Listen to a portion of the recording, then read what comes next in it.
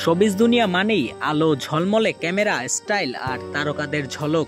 তবে সেই ঝলকই অনেক সময় জড়িয়ে পড়ে বিতর্কে। সম্প্রতি সেলিব্রিটি সুপার লিগের একটি পর্বে টাইট ফিট পোশাক পরে হাজির হয়েছিলেন জনপ্রিয় অভিনেত্রী মারিয়া মিম। আর সেটাই যেন হয়ে উঠল সামাজিক মাধ্যমে নতুন বিতর্কের আগুন।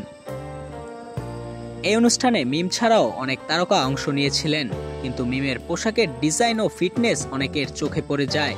একদিকে প্রশংসা, অন্যদিকে প্রবল সমালোচনা। অনুষ্ঠানে মিমের কনফিডেন্স ভঙ্গি আর ফ্যাশন সেন্স প্রশংসিত হয়েছিল একদল দর্শকদের কাছে, কিন্তু অন্যদিকে অনেকেই তার পোশাককে আখ্যা দিয়েছিলেন অশালীন এবং সামাজিক মূল্যবোধ পরিপন্থী।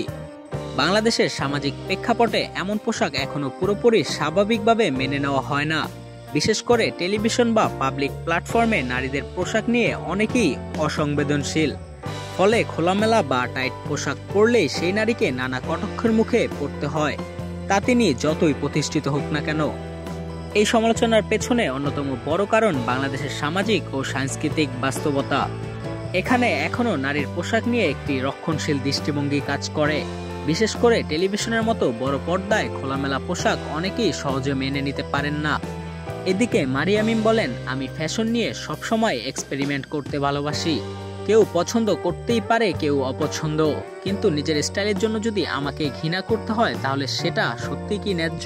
তো ভিউয়ার্স, আজকের মতো এখানেই শেষ করছি। এরকম নতুন নতুন আপডেট পেতে এখনই সাবস্ক্রাইব করুন ট্রেন্ড এক্সক্লুসিভকে।